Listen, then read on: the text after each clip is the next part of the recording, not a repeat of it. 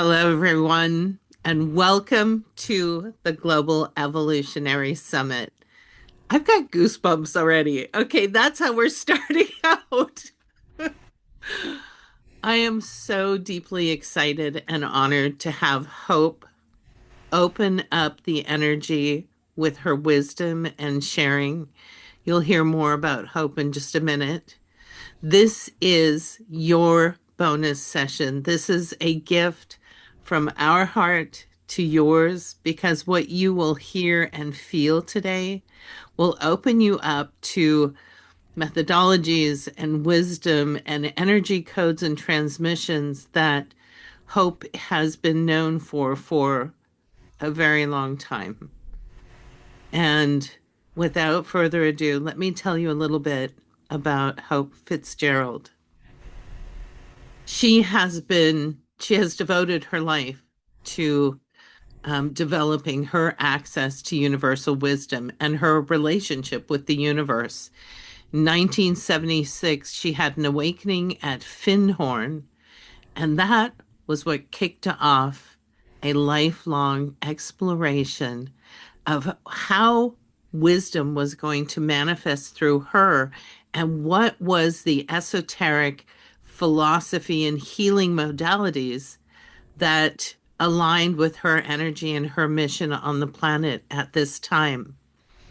She's an intuitive dowser, so she helps people transform with her practical coaching, the dowsing. She's also a channel. We love our channels.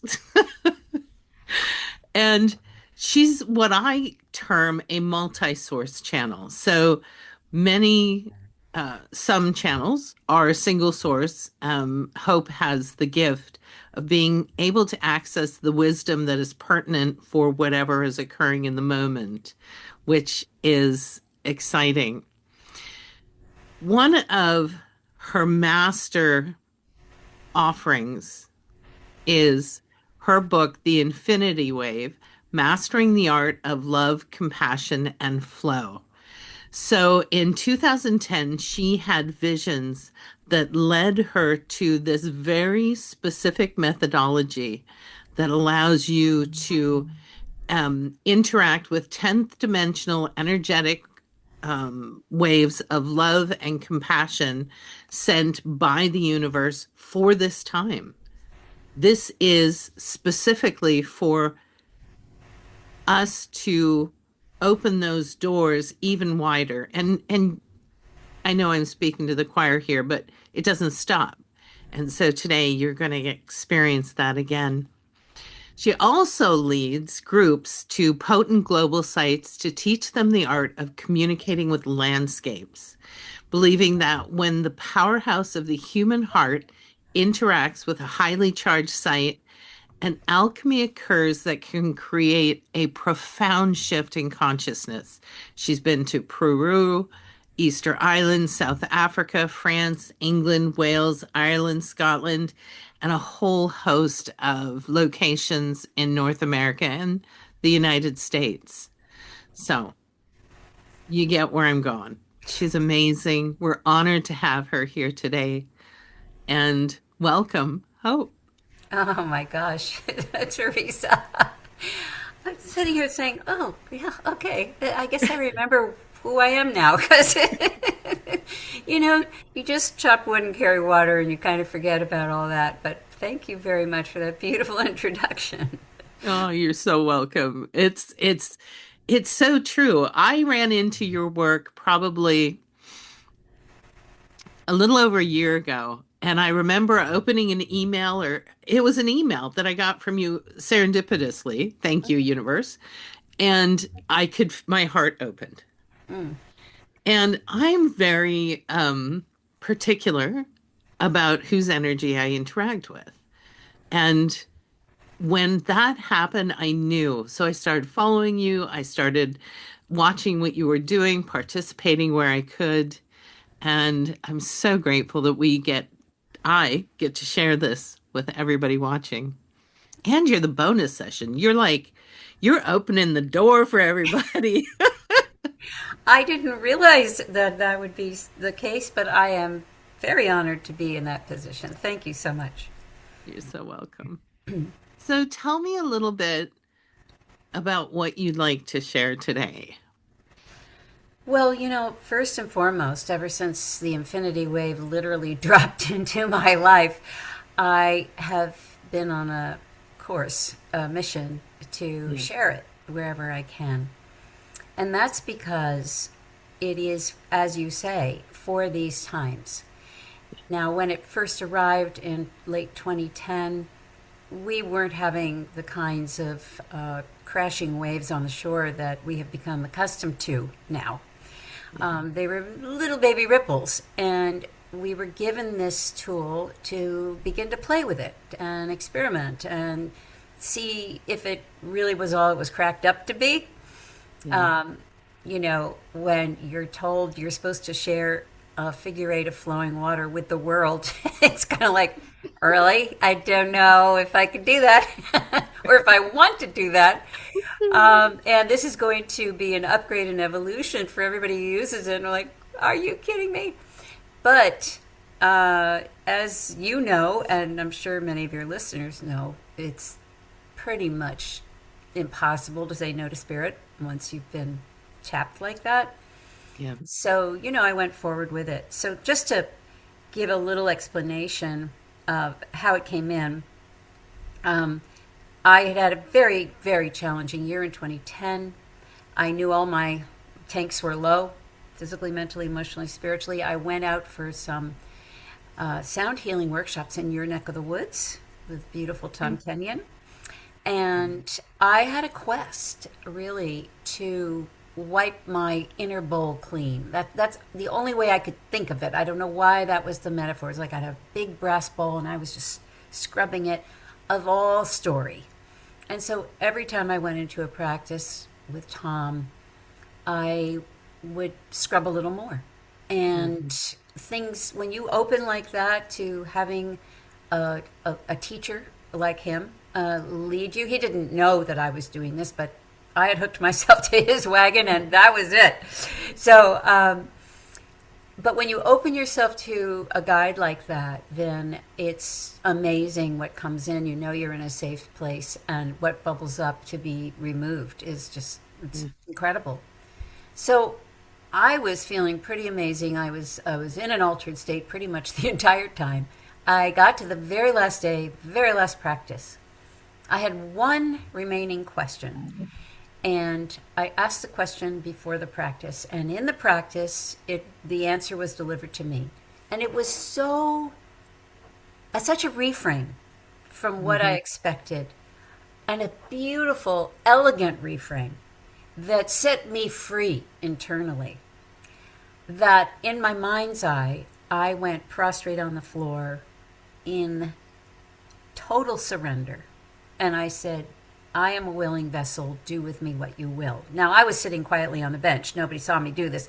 But my internal self, and those words sprang from somewhere deep inside. They were not a mental thing. This was like a soul message. And that came out of the gratitude for this understanding that I'd been given and the release that it gave me. Anyway, I was pretty darn clean. That bowl was sparkling, and I went home and I felt so free of all my story. Honestly, you could have called me any name and I would have answered. And 3 days later, had a friend over. I was going to be telling her about my experience, and I was walking across the living room, and I stopped in my tracks because right in front of me was a massive, beautiful turquoise wave moving slowly towards me, many stories high. And there seemed to be a byline with this. Now, I never had a vision, so I was standing there going, is this a vision?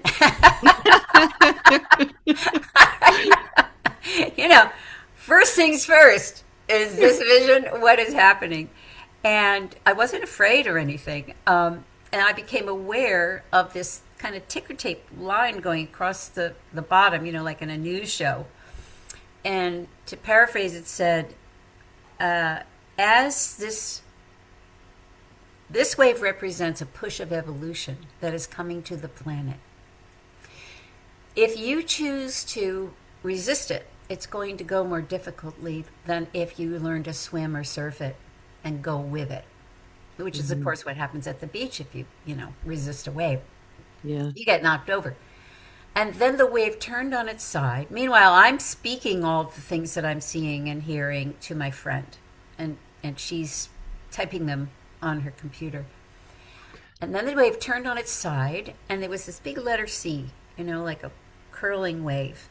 And the message there was, as the water pulls away from the shore to deepen into the seabed to get its energy to create that crest, so should you leave all your book learning on the shore, go to the earth, deepen into the earth wisdom and the keepers of that wisdom, and mix that with this incoming, whatever this wave push of evolution was. Hmm. And then that letter C didn't just fall down into the water, but it turned into this standing figure eight of flowing water. And there was no byline, there was no explanation, and it hung out in front of me about 18 inches high, about 18 inches out, and it didn't go away. And so finally, after 3 days, I sat down with my dowsing rods, and I'd been dowsing for almost 20 years at that point. And I was self-taught. So I had a way of inquiry that was a little my own thing, right? So I started to ask questions. And I said, "What are you?" Things like that. Long story short, I was told that we could call this symbol the Infinity Wave, that Right. it represented a loving gift, as you mentioned, from the universe to help us through the times that we're ahead by reminding us to stay in a flow state. Because inherent in that watery flow was this 10th dimensional level of love and compassion. Now, once I received all this information after a couple of times sitting down and trying, finally the thing went away out of my vision and I could, act like a normal human being again.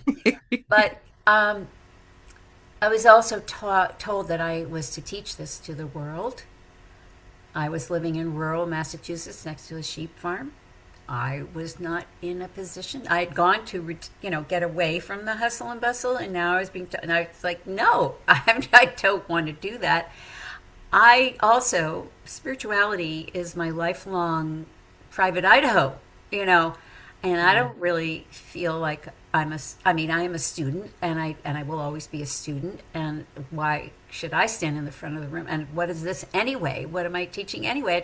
No, no, no, no, no. Yep. And they said, "You said you were a willing vessel." Ooh, okay. I guess I did. So, yeah. So I had to go forward, but I was terrified. And so I set up workshops. I dowsed for what the workshop should be 3 months, one weekend a month. I didn't know what I'd be teaching. I remembered the evolutionary principles I was taught at Findhorn that really were Teilhard de Chardin's way of thinking of things. And I kind of cobbled that together with more scientific things that I had been always looking for the science and spiritual hookups. Yep. And then I was just would sit down once a week with that same friend and douse because I didn't know what is this infinity wave, and these deep voices would come through and these practices would just drop, and I, who had a scant view previously to channeling, all of a sudden I was like, "Oops, okay, I guess maybe it's not all bad."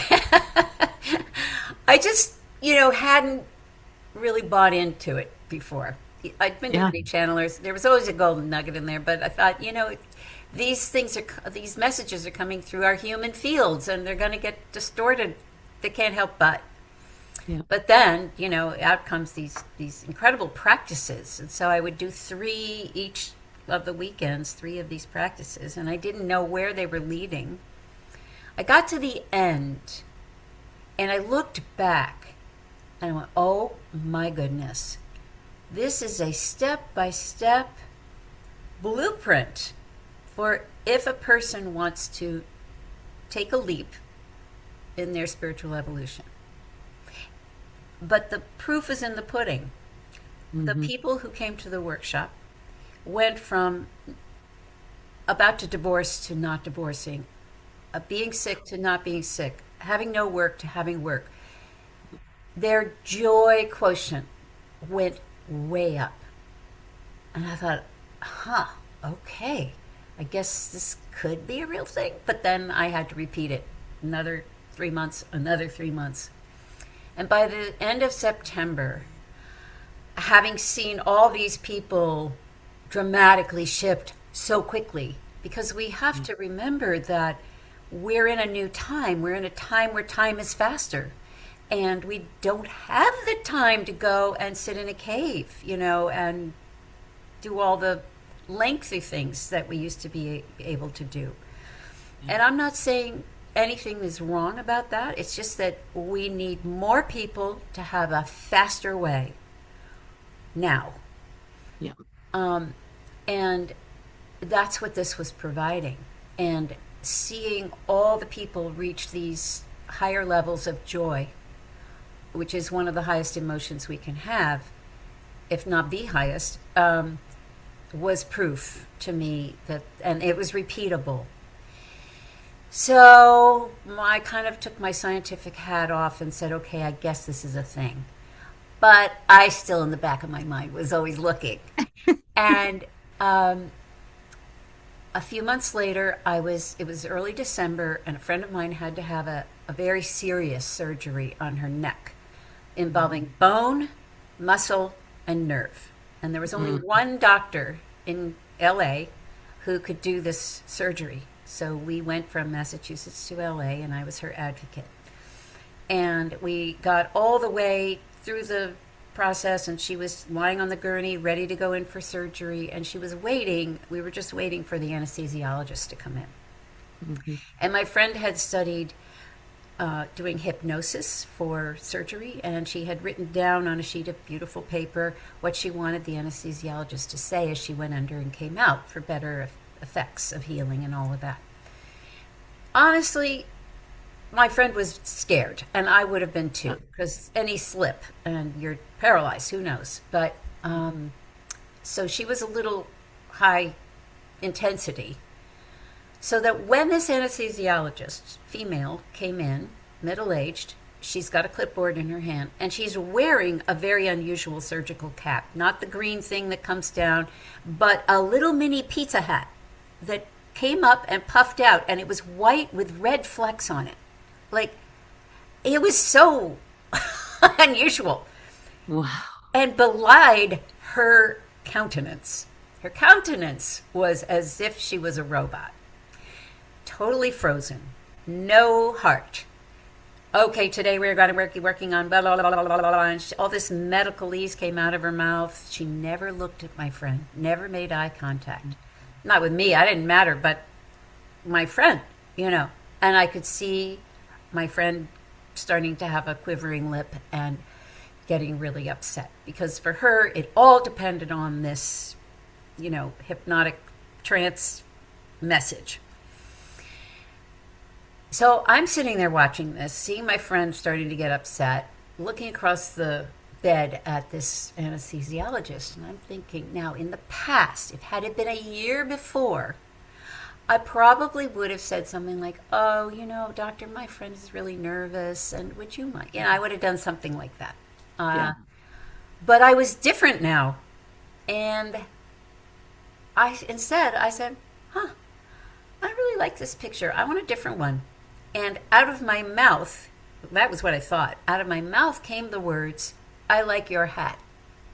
With no spin whatsoever, just, I like your hat. And at the same time, out of my solar plexus, much to my surprise, was this pop. And the woman, her head lifted up. She spun to look at my friend. She said, hey, babe, how are you? I am so excited to be helping you today. What do you have for me? It looks like a recipe. Oh, you want me to say this? I love saying things like this. I do it all the time. My friend and I, bah, if we had been cartoons, our eyeballs would have gone out like this. and, and Oh, we were just dumbfounded yeah. because she went from Ice Queen to Chatty Cathy, Runny, Egg Yolk, Sunshine. It was nanosecond.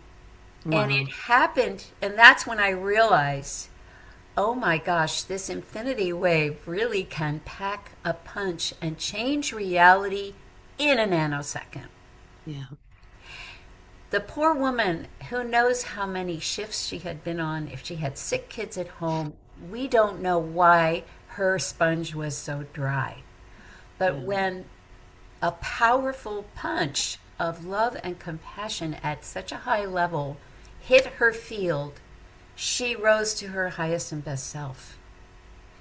And she took great care of my friend. Poor thing, she didn't know what hit her, but at least it was beneficial. So that kind of sets up the very beginning Yeah. of this journey. And it just kept evolving, to this day. Hmm. Um, it's a non dual, perfectly balanced image, the geometry. When you add the water, you add a consciousness and you add the idea of flow. So when we're in a flow state, we're usually in a state of love and compassion, and vice Yeah. versa.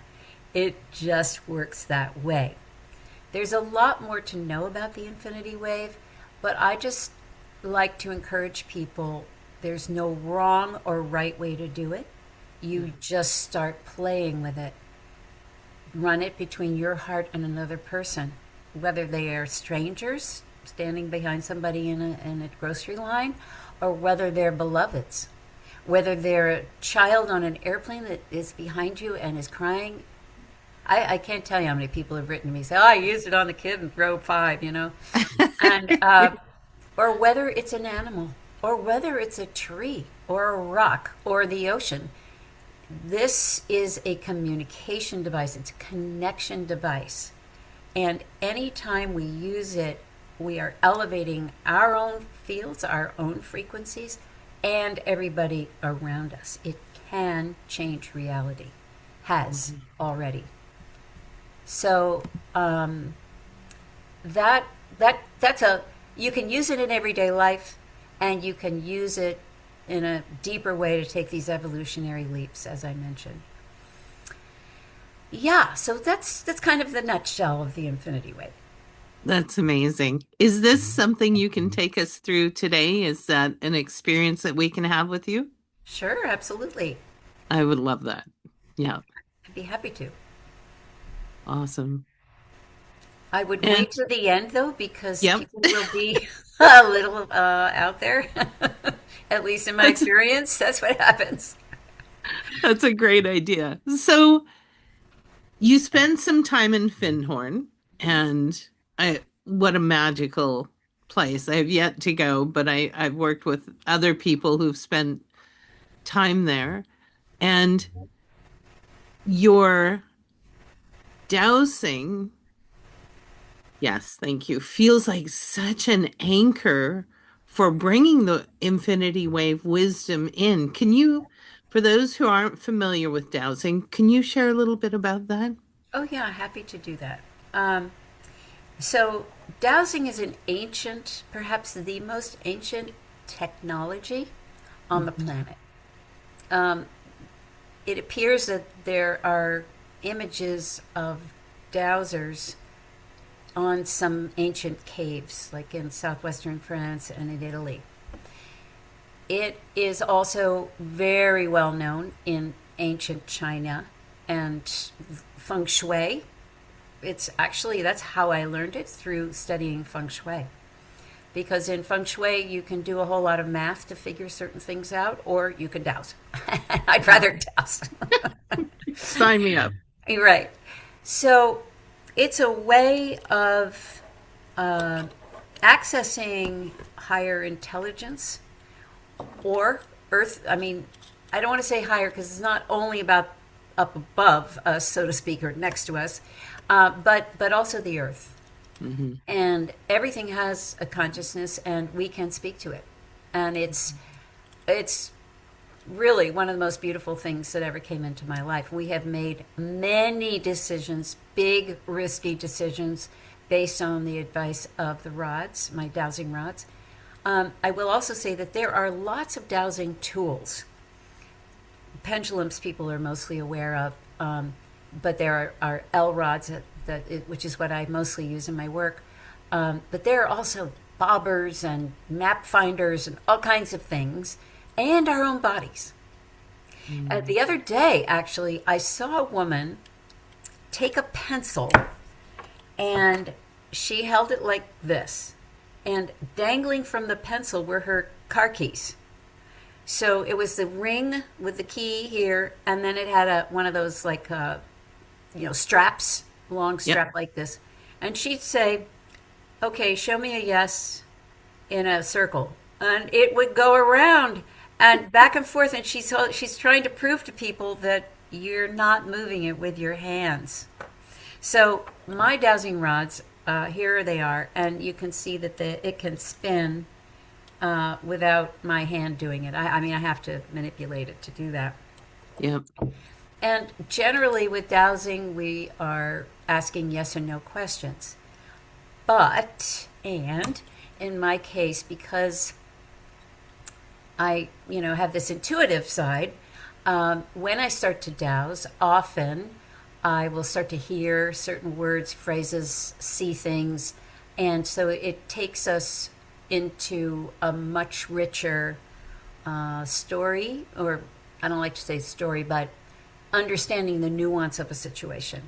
Hmm. So it's not just yes or no. And I view dowsing as a lifelong art, much like feng shui or I Ching or tarot, where you're always going to be deepening and learning. Hmm. There's always going to be another layer. And when we revere it as a sacred art like that, we enter humbly, and we realize that we are in service to something, you know. Yeah. So sometimes people will ask me, well, what's coming through? Who or what am I in contact with when I'm dowsing? And I said, well, it depends, honestly, on where your anchor point is. It could be that your higher self is talking to you, and you can ask, are you my higher self? Or it's your guide team. You can ask. Yeah. And if it's my guide team, how many folks are up there on my guide team or are out there on my guide team? And you can, ask all these kinds of questions.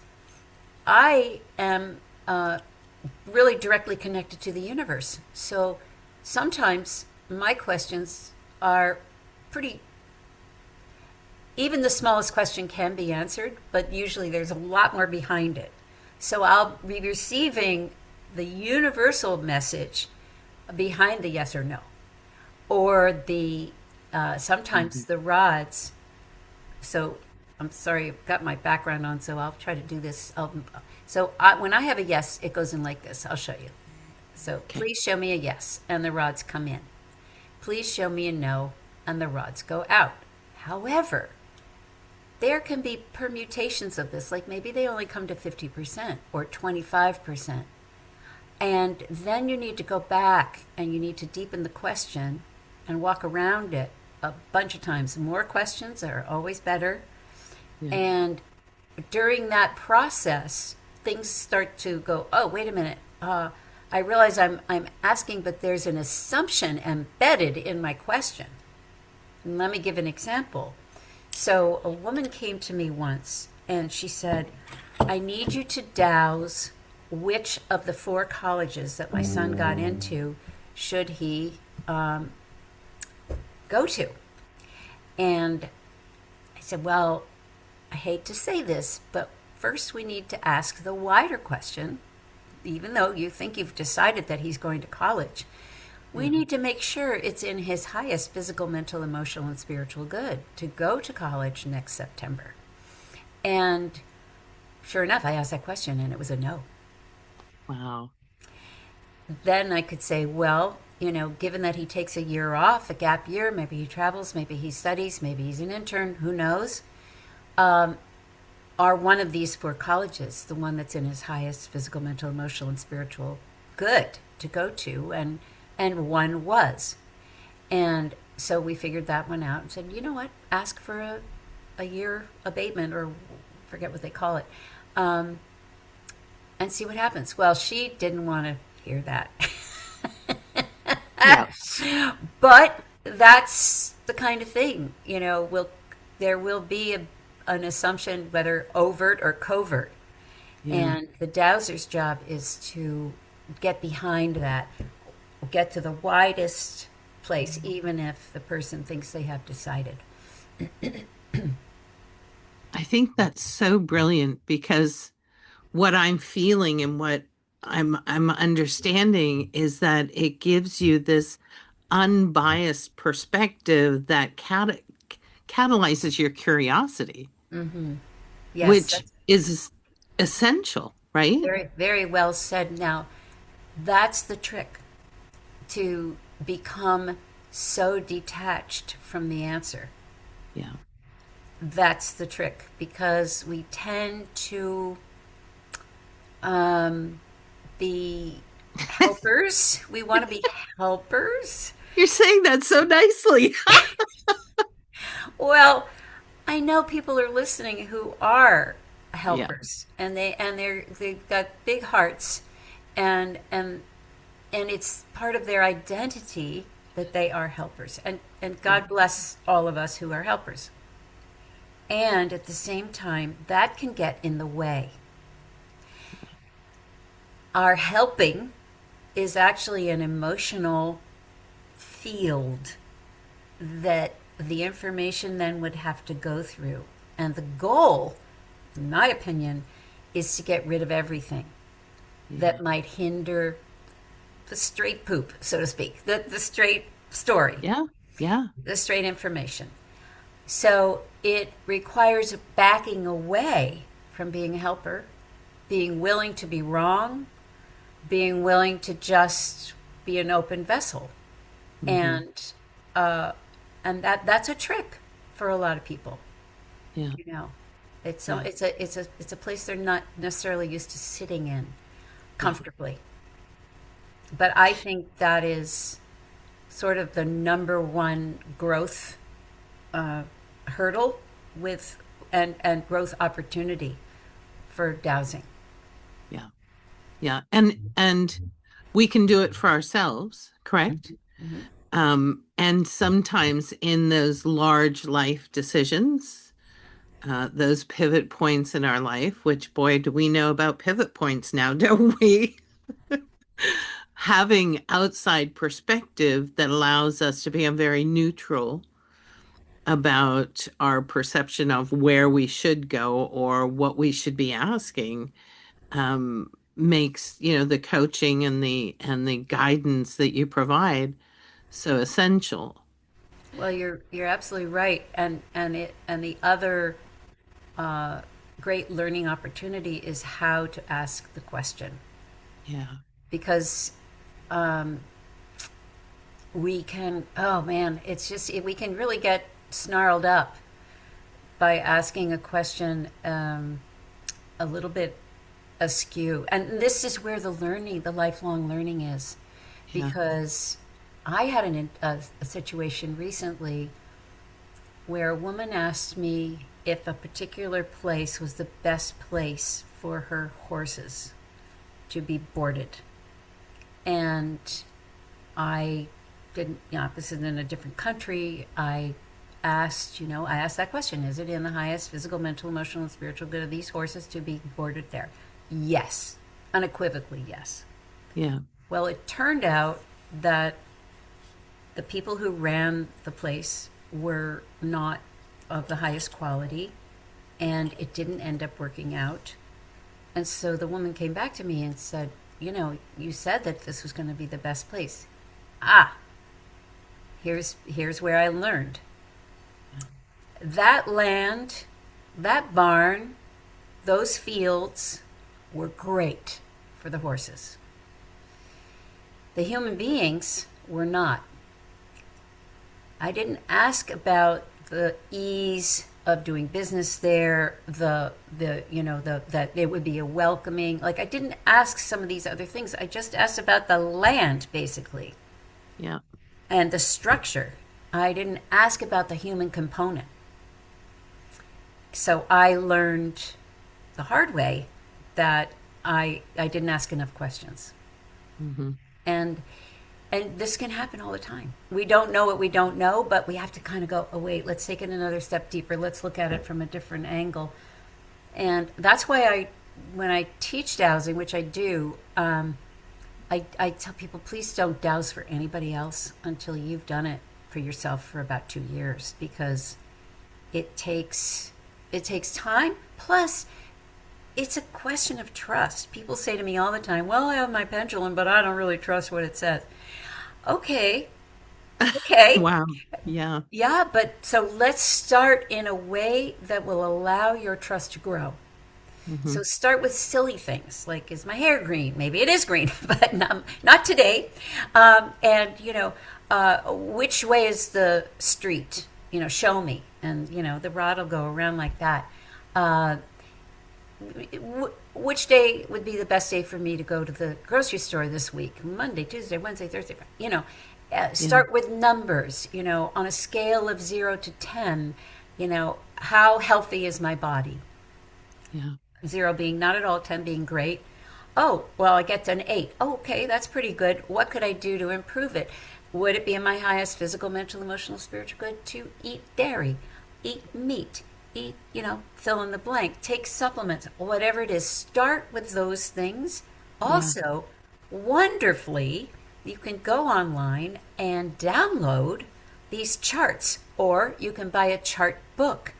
And that's really good for pendulums because the chart books are, about like this, and they're flip charts. So one might be on foods, one might be on color, one might be on emotions, etc. And you put your pendulum in the center of a semicircle that's cut into all these little slices, Hmm. red, green, blue, orange, da da da da da, and and you say, well, what color would it be in my highest physical, mental, emotional, and spiritual good to wear today? And the pendulum will go do do do do do. You know, it'll blue, green. It'll show you, and then you wear that color. Now, here's what's important. Yeah. People will have said to me in the past. I remember one time dowsing for somebody who was missing a lot of. She wasn't connected to the earth very strongly, and she had just moved from New York City to Colorado. So, of course, yeah. Mm. And I said, well, you need to be wearing white and gray. You need like that mineral. I mean, it came out in the dowsing. And she said, oh, I don't like to wear white. I don't look good in white. She wanted community. She wanted this feeling of being attached to the earth. But no, I don't want to wear white. Well, she called me 3 weeks later. She said, I wore white, I wore gray, and I met all these people when I went on a trail, and I really loved it. And now I'm connected, and I have so much to do. I love it. So, you know, it's it's amazing. But you can do all this with a chart Yeah. and start playing with that. When I say listen to the guidance and follow the guidance is the most important thing because you're communicating that you're listening. Hmm. You're communicating that you want to have a conversation and you want to be working with a partner. Yeah. And when that happens, I was like, oh, she's listening. He's listening. Okay, let's send more of this. And that's how the trust starts to grow over time. When you Hmm. have a baby, you don't have a relationship yet. It takes time to grow that relationship with the child. Yeah. It's the same kind of thing. It takes time to grow your relationship with what seems to be unseen, and that there Yeah. is something that wants to help and to guide. That I love that you brought up the communication connection because it's almost as if when you get out your rods or your pendulum, you're signaling to your guides, to the universe, hey, let's talk. Because my understanding is that they send literally thousands of messages to us every single day, and we get Yes. three. Yes. It's so true. It's so true. Yes. And that's why, again, I don't have to use my rods, honestly.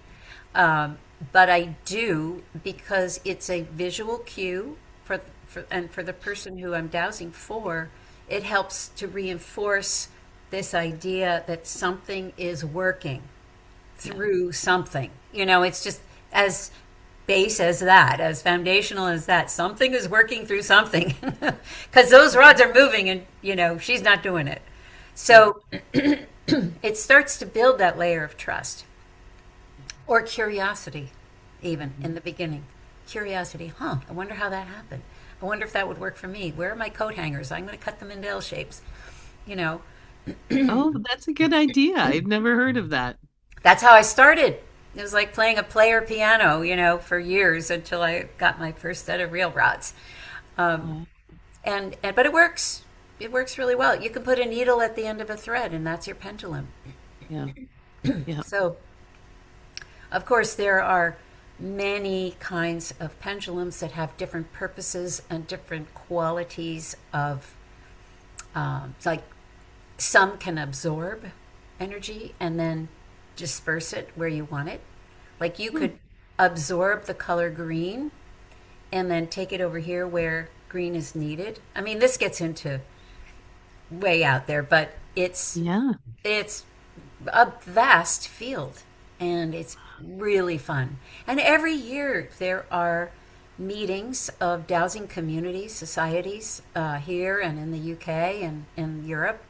And I Hmm. don't know about the rest of the world, but you can meet like minded people, hear speakers. I've been a speaker at these things. And it's just great fun. And all these newfangled tools that they use and old fangled tools that they use to that are fabulous. So it's a wonderful world, and I encourage people to develop it because it'll open eventually. It opens your own intuitive sense, Hmm. uh, which most people really want. Well, and we're at a time where everything's happening so quickly. You talked about time accelerating earlier. I think I think a couple of things. I think time is continuing to accelerate. I think secondary, maybe primary to that, is the fact that we are now bringing in energies onto the planet that have never been here before. Right. And it is because people like you and many of our listeners will say yes to stepping into their life's purpose and being a host, because inherently energy can't come on Earth without a host. It's free will, baby. You know, you have to have the opportunity. And what I love about dowsing, I've never worked with the rods, and I'm going to go get some or go find some coat hangers after this, but I've worked with the pendulum and muscle testing and other divination tools. But what I love is that it opens that door and it deepens and enriches. And it doesn't matter where you are, if you've been doing this for 10 minutes or 100 years, we are all in a place of learning and growth and we can get better. Right. And so, as people are, yeah, I'm getting a big yes from the universe on this. As the people are listening to you, I encourage you move into your heart and see if this is a tool that can support you and in opening new vistas of intuition that are ready to be embodied. So, uh, uh, and let me ask you something. I want to clarify something for my own self. Dowsing rods were also used in finding wells. Is that correct? Oh, yes. And originally they were sticks, Y shaped sticks, usually from a willow, but it could be from other woods as well. And the dowser, still today, can walk along with that Y shape, holding the two ends, and with the long one sticking out. And there's a way to ask for the water. You Yeah. want potable water, you want it at a certain depth, you want it at a certain gallons per minute, et cetera, et cetera. It goes on and on and on. And then you walk the land. First, you ask which direction. You turn in a 360-degree a circle. You say, which direction should I go first for the most, the best, et cetera. And it'll point, and then you walk in that direction. And when you're over the water, the stick goes down. It just goes like that. Now, I use the rods to do that. I use one to get the direction, and then I walk. And once I've determined where the spot is, I put a rock or something there, and then I do it from all the different angles so that, I've really got it down to the place. And it's wonderful. And, one of the things that I was so surprised at when I finally found out, oh, there are other dowsers out there, I didn't know. And I went to my first, American Society of Dowser convention and met all these other people like me. It was amazing. And a lot of men, which was so surprising because you know how many women usually outnumber men by quite a lot. But there were at least half men. And Wow. many of them were water dowsers. And they had gone to Africa. They had doused 1,000 wells in the desert, turned villages from, struggling to being able to, prosper a little bit without having to walk 10 miles to get water. And it's a beautiful service in the world. And they don't charge anything. They just go and they're amazing, amazing men. So very scientific, and there's really, it's a vast field. There's things you can do with copper rods to put around your house or in your garden. There's so much, and a lot of it is very scientifically based. So I always learn something when I go to these things, and there are many books on the subject. And so I'm teaching a course on it coming up, and I just, encourage people to just go find out more. Go find out more. It's a beautiful way to exist, and it's here to help us evolve too. When we can get out of the muck of the darkness of trying to our heads get so full of, well, I don't know, well, maybe, well, it. How can any messages get in through all that? Yeah. Right? Yeah. It's a Agreed. tangle. It's a tangle. So when we have a tool that can start to piece out, oh, I know the answer to that one now. Oh, I have the direction for that one now. And you start to pull them out. And all of a sudden you're like, oh, it's kind of free in there, kind of empty. Good. And that's when you start to hear things, and the voice that is trying to bombard you with information starts to become more clear. Yeah. So in my book, I talk about thought balloons, and this is a metaphor that I really use a lot. And it's, let's say an idea comes in. So somebody says, oh, well, I'll just use some random thing. ETs are all around us, and they live in the earth, and they're going to reveal themselves really soon. Okay. Do I have proof of that? Can I be sure of that? Is that something worth dowsing? Maybe, maybe not. You know what? I'm just going to stick it in this balloon, and I'm going to let it float over here. It's a possibility that I can neither prove nor disprove. And 1,000 balloons are up there. Well, I wonder what the origin of man was. Well, I wonder what fill in the blank. We live in a simulation. We live in so many ideas.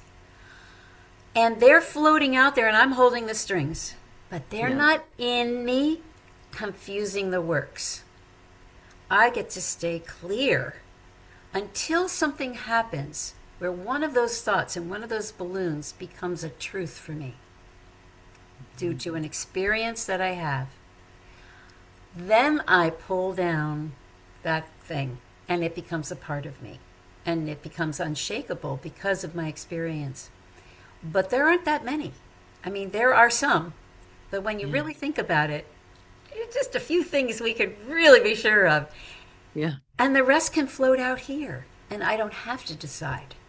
And I don't have to let them clutter up my system. So it's just an idea for people to, play around with.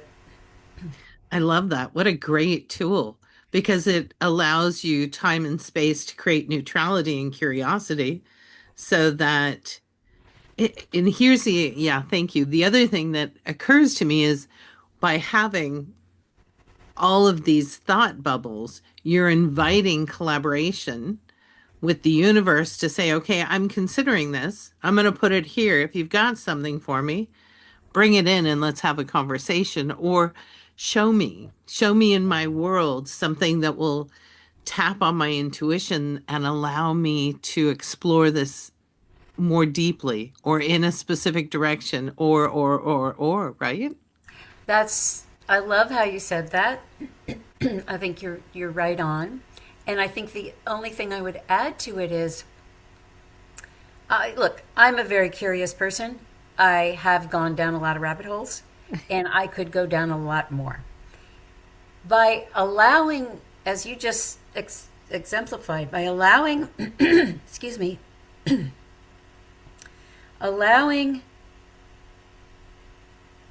spirit, source, universe, whatever, fill in the blank, to decide which thing I actually need to know. What's going to enhance my understanding of life, of anything, and my evolutionary growth. Send that to me. But I don't have to decide. It saves a lot of time and a lot of effort going down all those rabbit holes. Yeah. Because, oh, I'm really curious about that. Oh, I'm really curious about that. And I did all that. And I'm glad I did it, but I don't do it now so much because I know that what I need will be delivered unto me. Yeah. So, but I love what you said because it's really trusting again that you'll get what you need to get. Yeah. In But the at the qualifier, time you need to get it. yeah. Yes, yes. And that qualifier, what needs to be known by me now? Yeah, I love that. That is great. I love it. Wow. So what I'm understanding is that dowsing is kind of the one of the origin tools for your evolution. And this has been tapping on my subdurum up here. You have a tremendous connection with the planet. And can you speak to that? Because I can feel it, and it's really incredibly special and profound. Um, so, A, thank you so much for being a conduit for her, especially at this time. And B, can you share a little bit so that you can, what I feel is open doors in others who are listening to tap into that for themselves? Sure. I'm happy to do that. Always happy to be a communicator of our beloved mother. Um, so, trying to figure out the best. Just to give a little background, um, I think we all love our planet, Mhm. and I certainly did. And then I had an experience, an out of body experience,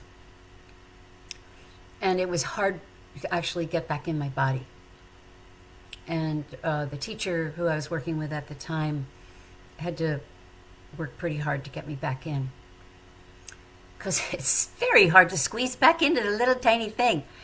But to then I was completely blown out, and it Mhm. happened to be a warm day, and so I just had to get outside. I lay down with my face buried in the grass, nose in the dirt, and I felt my heart, and it was beating into the earth, and the earth was beating with me. Mhm. And that was the first moment that I had of really understanding down to my toes the connection that we all have. And that started a path of discovery with her.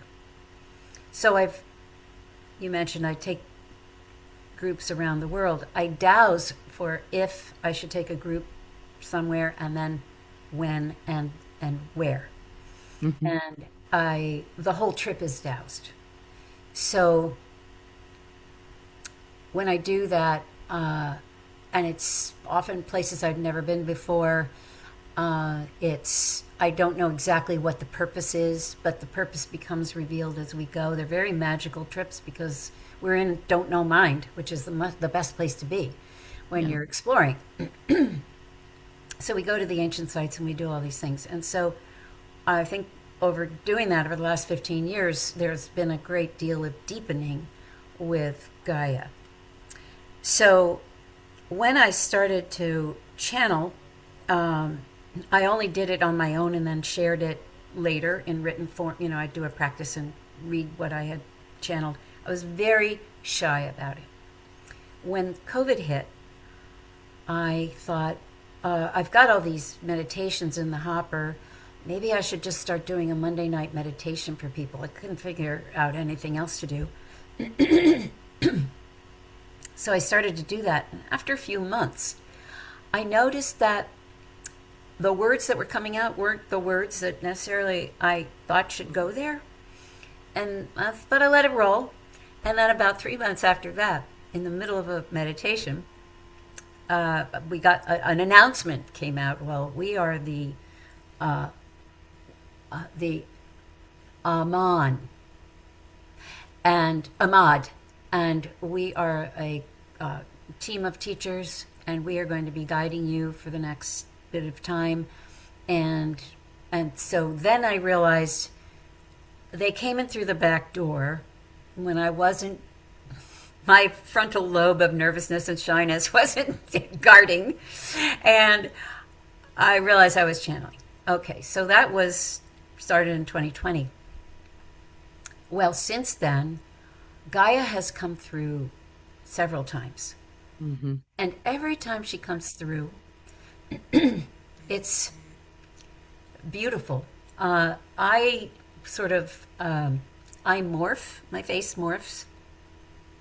My arms fly around. I basically levitate in my upper body.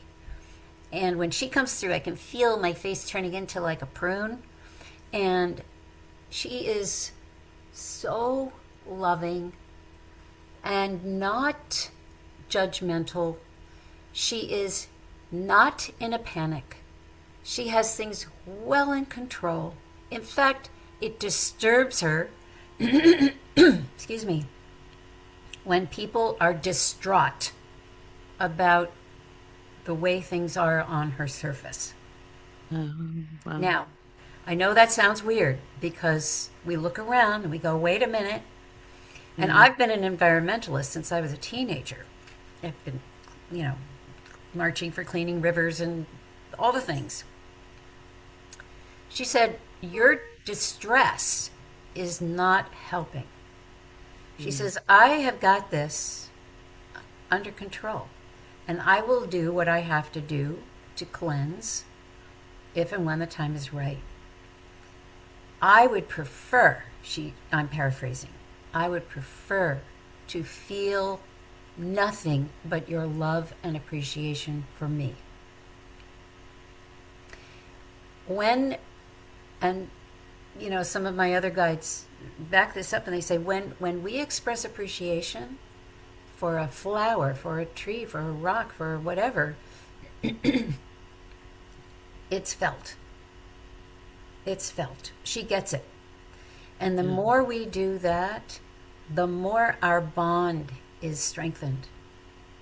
because there, as we know, there are many people on the planet who are not attuned to the earth. Yeah. Sometimes it's just where they live.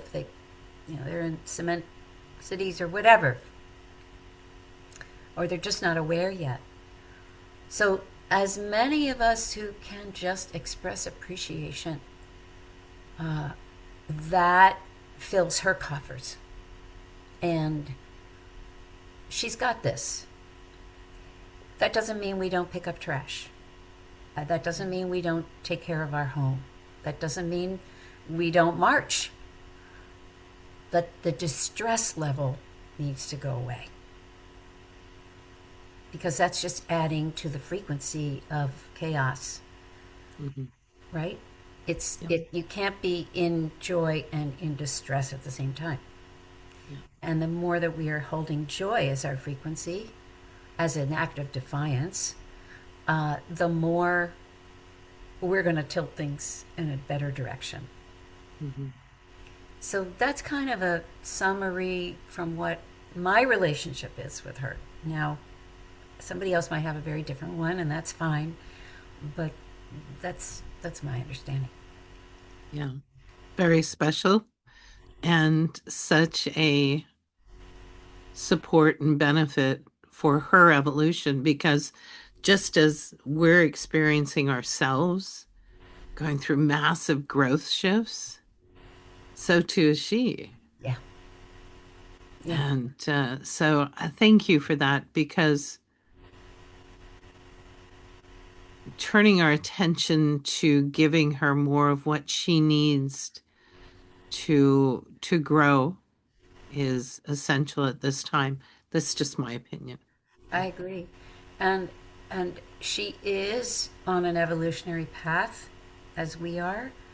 Um, and there's some interesting relationship between her and the sun, and it's Mm. almost like a sacred marriage. The sun is watching out for her, Yeah. and the sun communicates obviously through light, but it's the water that carries the frequencies. Again, these are my understandings from a variety of channelings from different sources. But, and so just put it in a thought balloon. Yeah. you know, Yeah. um, I believe there are light codes that interact with the water, and then those codes are spread around the planet Yeah. in the water. And whether it's moonlight or sunlight, those things are coming in.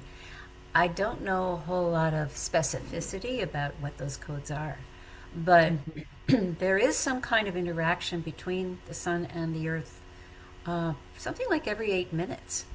Mhm. Well, And and it brings to mind all the solar flares and the fact that we're in one of the greatest solar flare episodes yeah, that we've known. yeah, So that makes sense. there's there's so much that we're being exposed to, and I'm Mhm. sure you know this. We've come up in a way in our wavy galaxy. It's a Mhm. wavy thing to the Mhm. center, and we're coming up so that we're getting more of that direct information from Yeah. galactic center. Years ago, um, I had an understanding that it happened when I came home from England, having done a Dow, whole Dow's trip there. And my laptop, the morning after, you got up at 5 in the morning because your time changes all off. So I had my laptop for some reason on my bathroom counter, and when I was brushing my teeth, it was open, and it was open to Facebook. Like, I don't know why. This is back in 2012. And I saw, in those days, it was just little tiny pictures, like, and they were just one on top of the other. And I was brushing my teeth and I was squinting because I thought I saw a little black square with a purple 8 on it. I'm like, oh. And I finish brushing my teeth and I go over and I'm like, what's that? And I press it up and it opens up Turns out it is a CNN interview with a man named Paul Laviolette, who at that time was one of the premier space aficionados, scientists, understood deep space. And he was being interviewed because NASA had just released its first image of galactic center. They had finally figured out how to have a camera that could clear the clouds, the mistiness that existed between us and galactic center.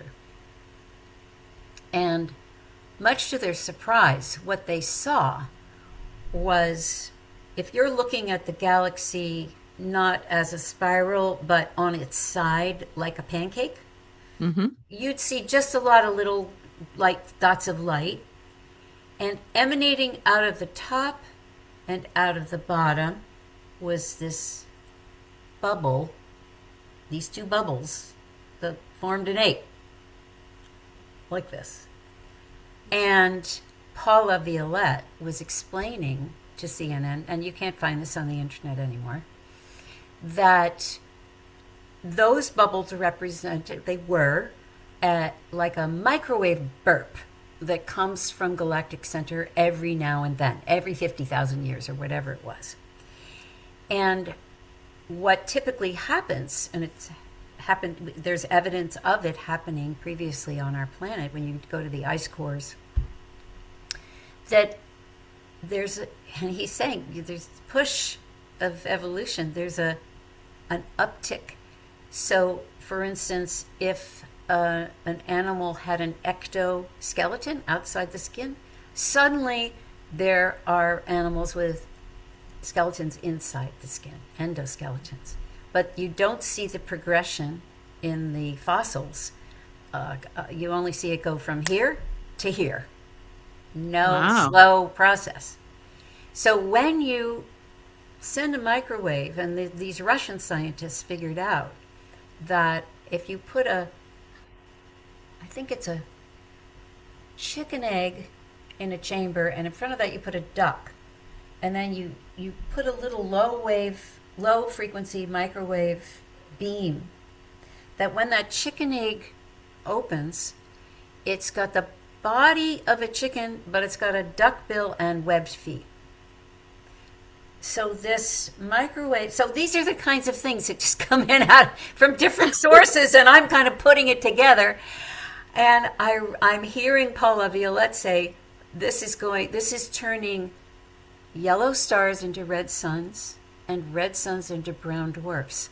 This microwave is affecting the entire galaxy, pushing it into its next evolutionary state, heating Wow. everything up, and including way out on the far edge of this galaxy, us.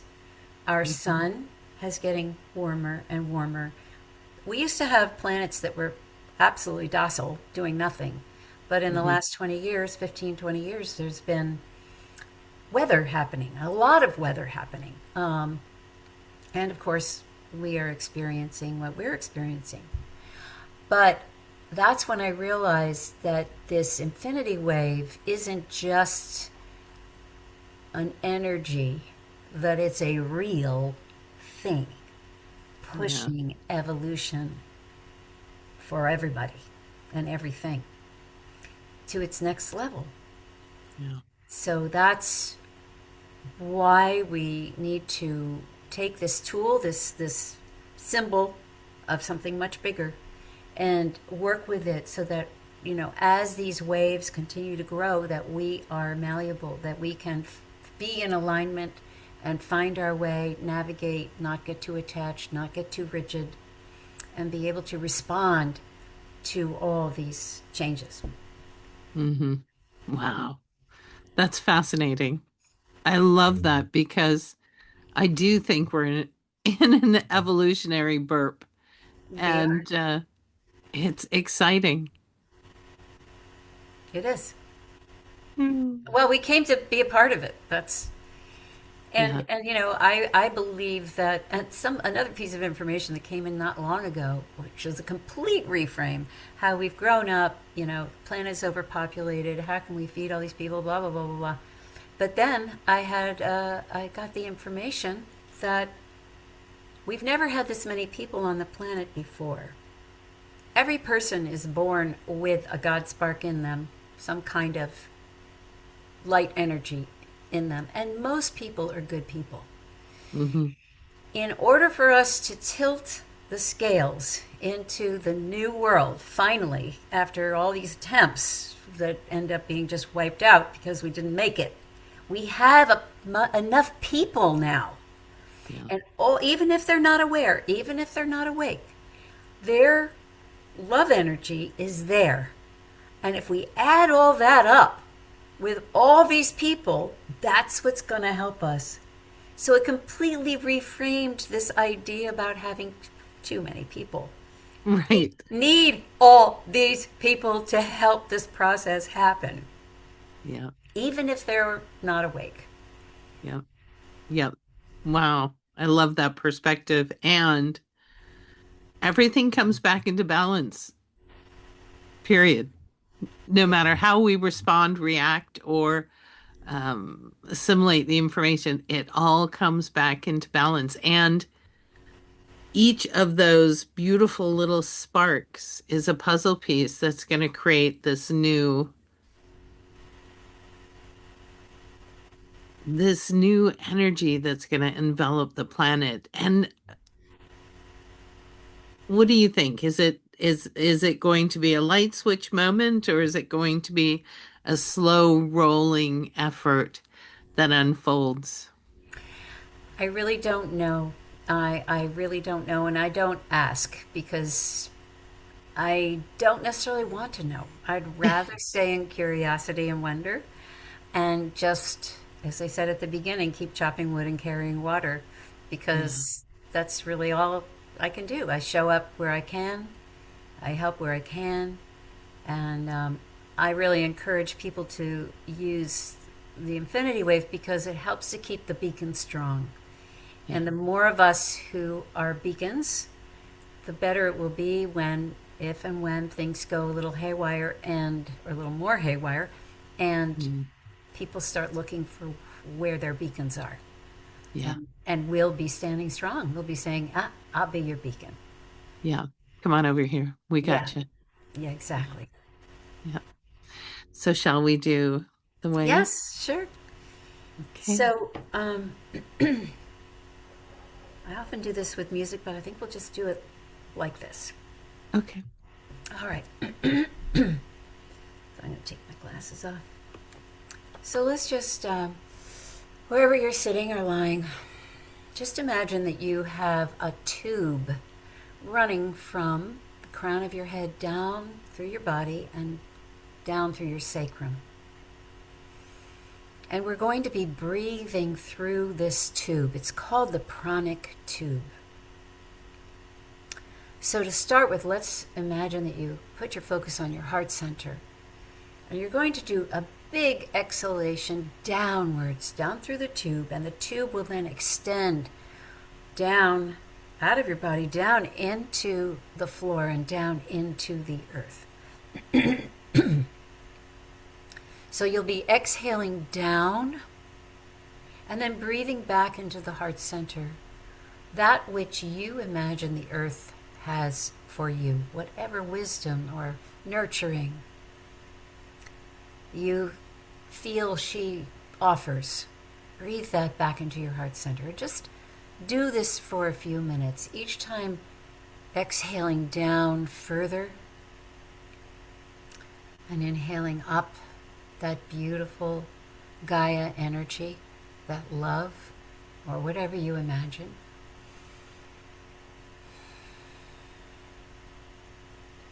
And if you want to release anything as you're exhaling, you can do that. And it doesn't have to be specific. You can just say, I am releasing all heavy energies.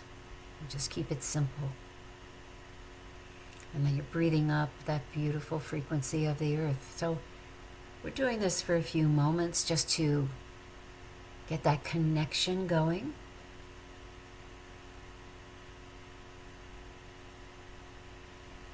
And it's very comforting, it's very grounding. that can almost lull you to sleep. So now what we're going to do is take our focus back to the heart center. This time we're going to exhale up and out like a fountain, expanding in all directions, and then inhaling back into the heart center, that which you feel that realm has for you. Could be light, could be love, could be so many things. So every exhale takes you up and out further, more and more expansion. And every inhale brings that right back into your heart center, all the gifts from that realm. And they don't have to be specific. It just is nice to get this ebb and flow and give and take. As humans, we are not that good at receiving. So this is an opportunity to do that.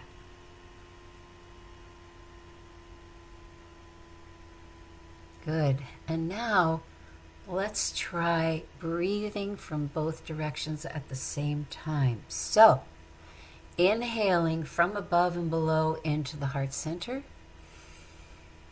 Exhaling out above and below. This can feel a little awkward at first, but that's okay. Just do your best. And as you do this, you can maybe feel the urge to widen your pranic tube a little more. And the realms of above and below begin to mix in your pranic tube, connecting you perfectly with these two equally spiritual realms. As above, so below. And we are in the center of these two realms. And this is the blueprint we were born with and carry with us. We are the ones who can take action on behalf of these two realms. And we can listen. All right, now that we've established that, bring your attention back to your heart center. And imagine that floating in that heart is a little figure eight of flowing water. Now, your job is to just observe it. And you may need to use your finger to get it started, to have a felt sense of it. Observe its color. Observe its pace of flow. Is it trickling? Is it rushing? Observe its orientation. Is it sideways, up and down? And as you observe it, also observe your heart and any subtle changes that may be happening, such as a feeling of softening, maybe a little tug or a tweak, maybe just some relaxation, or maybe nothing. There are no expectations. Now please turn the infinity wave so it's side to side. So one loop is pointed toward one rib cage and the other loop toward the other one. And as we breathe in, we are going to very slowly be inflating the loops, much like we would inflate balloons. And the loops of the figure eight begin to stretch very slowly and expand.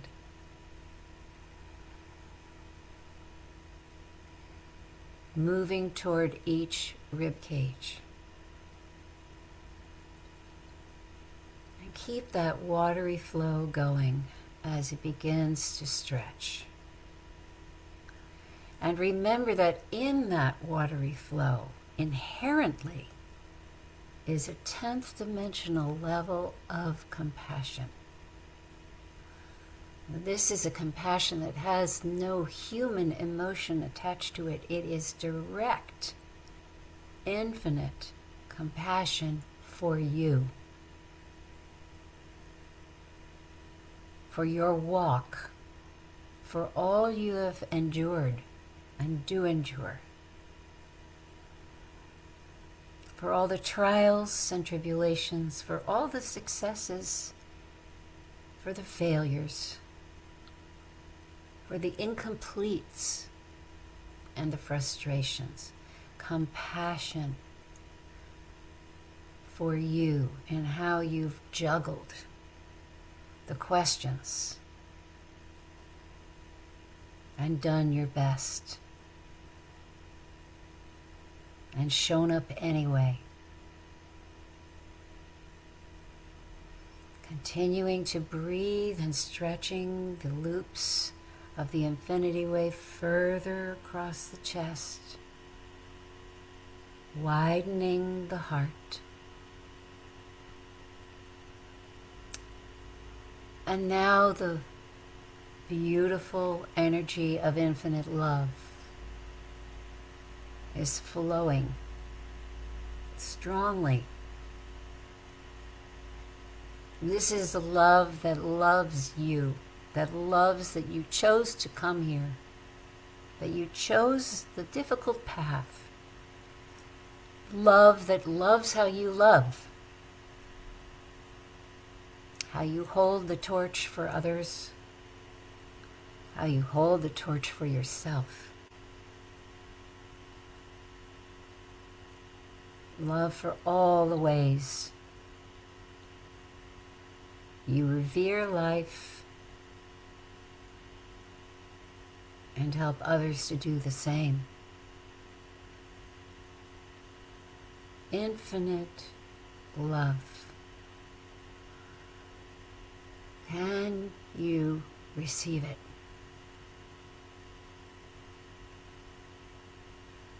Now your infinity wave may be stretched across your chest, it may be smaller,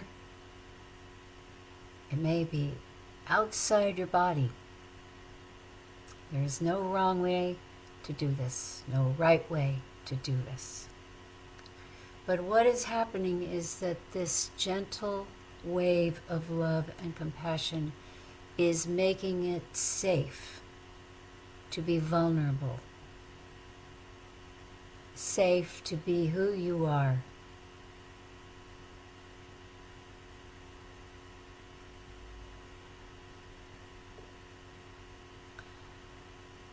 And now you can allow the wave to shrink back to a more comfortable size, if you like.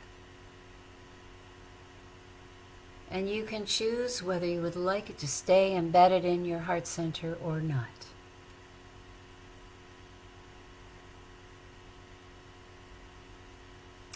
Regardless of what your choice is, you have been gifted with the beauty of the universe embedded directly into you at this time.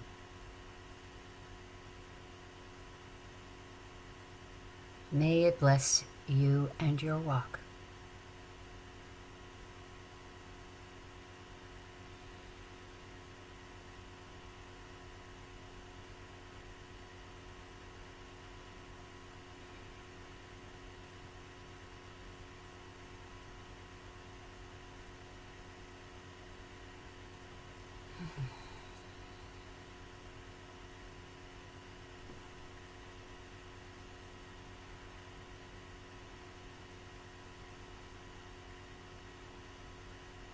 That was incredibly beautiful. I always feel a little woozy after that. Like, whoa. It's the wave. It's just the wave. It's magic. It's truly magic. And I feel so lucky that it showed itself to me and allowed me to be one of its stewards. And we feel so lucky that you have the wisdom and love to share it with the world. So thank you for stepping into that. Thank you for sharing it with us. Thank you for always saying yes. That is the key word. It is If indeed. you want to evolve, say yes. It is. Hope, please tell everyone where they can find you and what you're up to in the near future. Sure, I'll try to remember now that my head's about as big as the planet right now. Um, my website and all my things, YouTube, Facebook, etc., is all the same name. Spread Infinite Hope. Okay? .com, .facebook, whatever. And uh, so I welcome people to sign up for my newsletter uh, because I write something every Sunday. Mhm. Whether I'm traveling, like I was just in Mexico, I wrote 2 posts on Mexico, or whether it's a philosophical whatever. Also announcements because I have my own podcast, Mhm. and um, I, I have lots of things going on all the time. In a few weeks, I'm announcing a dowsing course that I'm going to be teaching. And that's because I've had so many people over the years say, please teach us dowsing. So that's going to be available. And then I will be announcing where my next trip is this year. I got the thumbs up to go to Italy and Greece in October. And I don't know where yet. I have to continue the dowsing and figure out, you know, how, where, and when, and all that stuff. But Yeah. yeah, so there's always stuff I'm involved in and doing, and so I would love it if people came every Monday night. I do something, whether it's a free channeled meditation, or whether it's going over the month's astrology and a meditation, or whether it's a private channeling salon. And at the end of the month, I do a community share, which is so much fun because people bring their stories, how I used the wave this week, or this and that, and also their issues, and then we wave that person if she or he needs extra help. Yeah. So those are my regular things, and then so there's a lot going on. I'd love to have There. people join. And I encourage everyone to sign up for her email list and to share it in your community because Yes, that's how we're going to create this tipping point, how we're going to move ourselves forward in the evolution by coming together often. that's it. That's Yeah. it. It's all about community now. Aquarius made sure of that. Yes, indeed. Indeed. Well, you are multifaceted, multi-wisdomed, and thank you so much for being part of the Global Evolutionary Oh, Summit. thank you, Teresa. And I love what you're doing. And it's such a gift to the world. And I'm just really honored that I got to be a part of it. Us too. All right, everyone. We'll see you again soon. We love you.